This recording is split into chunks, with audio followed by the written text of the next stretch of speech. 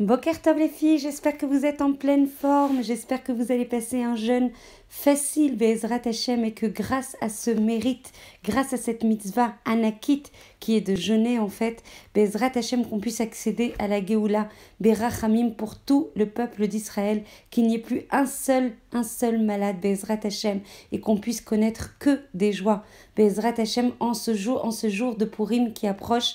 On sait que Purim c'est quelque chose de sans doute plus grand que Kippour lui-même, tellement il est porté en fait de Het Ratson et de Yeshuot très très profonde, de délivrance très profonde.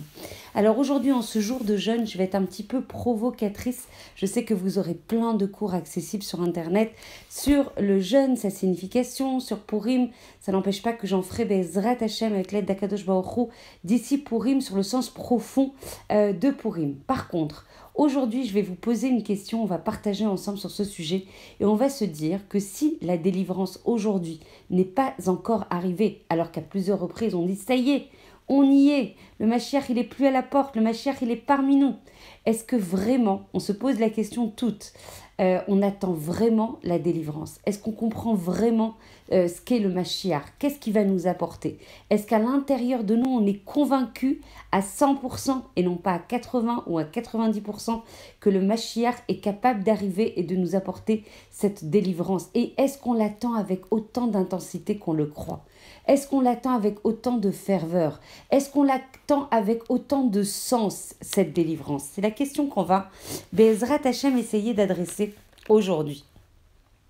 Et le Rav Tauber dit que si on ne trouve pas aujourd'hui de réponse valable par rapport à ces questions pour lesquelles le Mashiach devrait se révéler, justement de nos jours, si on se pose cette question et que des fois on a des doutes ou on a des incapacités à répondre à ces questions, c'est que notre foi, notre émouna et notre attente quotidienne en sa venue sont peut-être un petit peu superficielles. Et on doit donc travailler à découvrir et à charger de sens justement ces questions et cette capacité à attendre, mais pas seulement à attendre, à faire venir, à activer, à être les shutafim d'Akadosh, donc les associés d'Akadosh Baruch Hu, pour faire venir le Mashiach.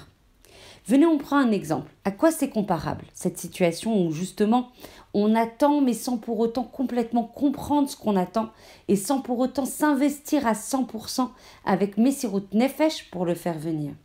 On va comparer ça à un homme qui va attendre dans une station de bus qu'un avion l'amène à destination. Est-ce que franchement il attend vraiment qu'un avion vienne le chercher à une station de bus ? S'il le pense vraiment de manière convaincue, il ne sait vraiment pas ce qu'il dit. Ce n'est ni l'endroit évidemment pertinent, ni la manière d'attendre un avion que d'être en train d'attendre à une station de bus. Mais il en est de même pour nous. Si on n'est pas capable de savoir, si on ne sait pas pourquoi le Mashiach est susceptible de venir pour nous, d'Afka pour notre dor, d'Afka pour nous personnellement, d'Afka pour notre famille, alors qu'il n'est pas venu pour le Chafetz Chaim, alors qu'il n'est pas venu pour Rabbi Shimon Bar Yochai, Zecher Tzadik Vekadosh Livracha Vekdoshim Livracha, c'est que notre attente, elle n'est pas vraiment fondée. Ça veut dire que notre attente, elle n'en est pas une véritable. Elle n'en est pas une. La réponse à cette question, pourquoi le Mashiach devrait arriver pour nous plutôt que pour les autres générations, elle est essentielle, elle est fondamentale et on doit travailler à remplir de contenu, de sens, d'explication, de compréhension, de émouna cette question qui est le socle, puisque la émouna c'est le socle de notre avodat Hashem. Venez d'abord, on essaye grâce au Rav Tauber de définir ce qu'est la nature de cette attente de la Géoula. En fait, il ne peut y avoir d'attente du Mashiach si le juif n'est pas convaincu à 100% qu'il mérite de ressentir l'extraordinaire proximité d'Akadosh Baruch Hu qui se dévoilera à ce moment-là. S'il n'est pas conscient qu'il a le mérite et qu'il aura le mérite, Be'ezrat Hashem, de dévoiler Akadosh Baruch Hu et sa proximité la plus complète, son dévoilement le plus complet, que ça soit en fait pour le peuple juif mais pour l'humanité tout entière, alors ça veut dire qu'il n'a pas vraiment compris quelle était la nature de cette attente. Et s'il ne comprend pas la nature de cette attente, qu'est-ce qui est induit de ça? C'est qu'on ne pourra pas travailler à le faire venir. Il faut comprendre que la Géoula, c'est d'abord le dévoilement de la malchoute, de la royauté d'Akadosh Baruch Hu. L'étonnement, le dévoilement le plus complet de sa royauté pour le peuple d'Israël, pour l'humanité tout entière, la proximité, la lumière, la vérité cachée de la Torah. C'est ça qu'on attend, c'est ça qu'on désire et c'est ça qu'on doit rechercher.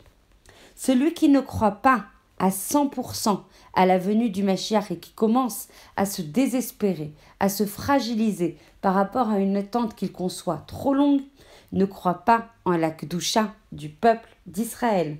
C'est le Rav Tober qui dit ça.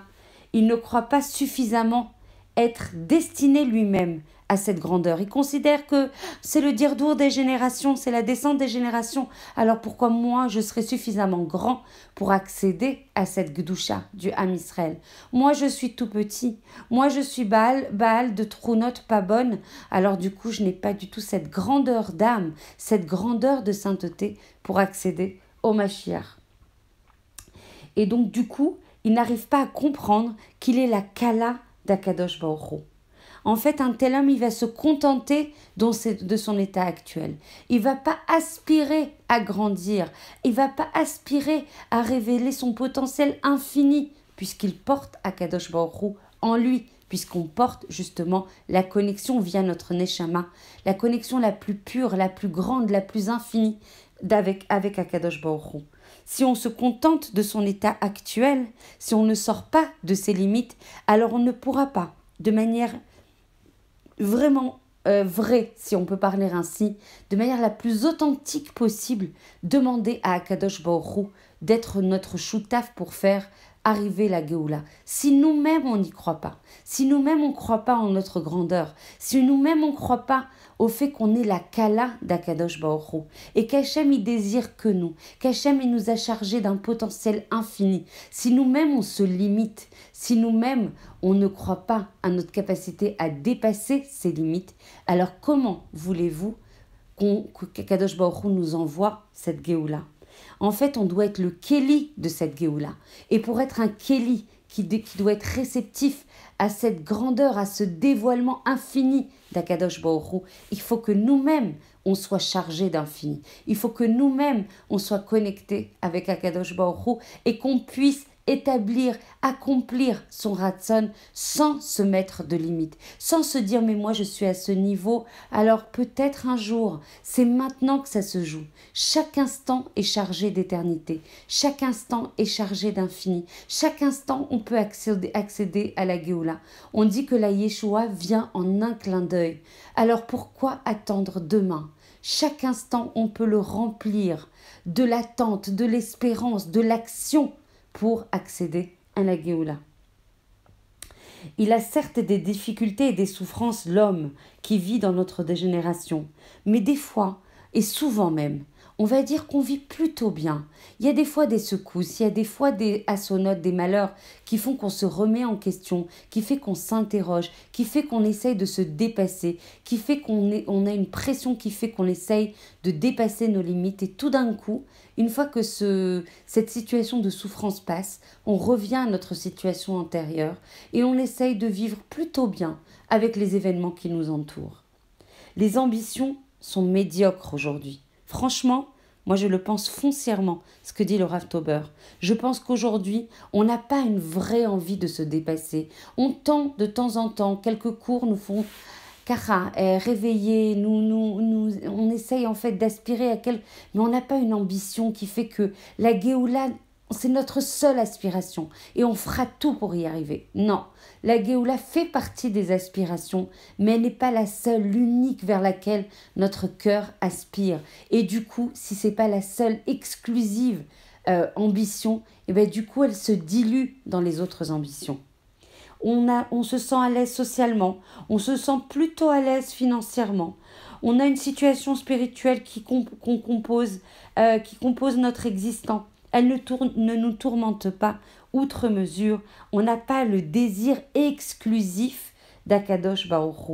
On n'aspire pas, dit le Rav Tober, à s'élancer devant lui comme un cheval au galop pour accomplir sa volonté comme le faisaient nos ancêtres. On ne se languit pas à pleurer, à déchirer nos vêtements pour accéder en fait au Beth Amikdash. On n'aspire pas, on ne désire pas, on ne pleure pas, on ne déchire pas ses vêtements pour que la Shrina se manifeste dans toute sa gloire. Et on reste en fait dans nos limites et on rejette les principaux fondamentaux de notre Emouna.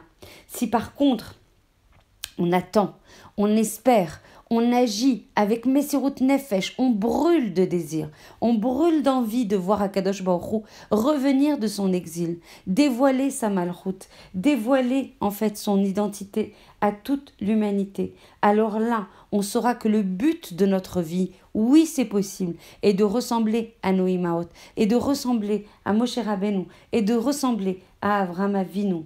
Et même si justement les agressions que l'on vit dans notre monde au quotidien viennent nous abattre moralement, il faut s'armer d'impatience, de désir, brûler d'envie de se connecter à Akadosh Baruch Hu. Et on doit brûler à chaque instant d'envie d'être collé à Hachem, de sentir sa lumière, de sentir sa joie, sa satisfaction d'avoir choisi le peuple d'Israël. Et on doit se poser les questions, quand je pourrai contempler ta gloire, Akadosh Baruch Hu? Quand puis-je contempler ta malchoute, Akadosh Baruch Hu? Quand puis-je sentir complètement la dimension de ton amour, Akadosh Baruch Hu? Et quand on n'y parviendra pas, mais qu'on essaiera quand même de s'élever malgré toutes les difficultés qui nous environnent, alors là, on aura la chance, Be'ezrat Hashem, que le Mashiach viendra compléter notre ishtadlut, compléter notre amour qui brûle pour Akadosh Baruch Hu, pour que la Géoula puisse arriver, Berachamim Be'ezrat Hashem.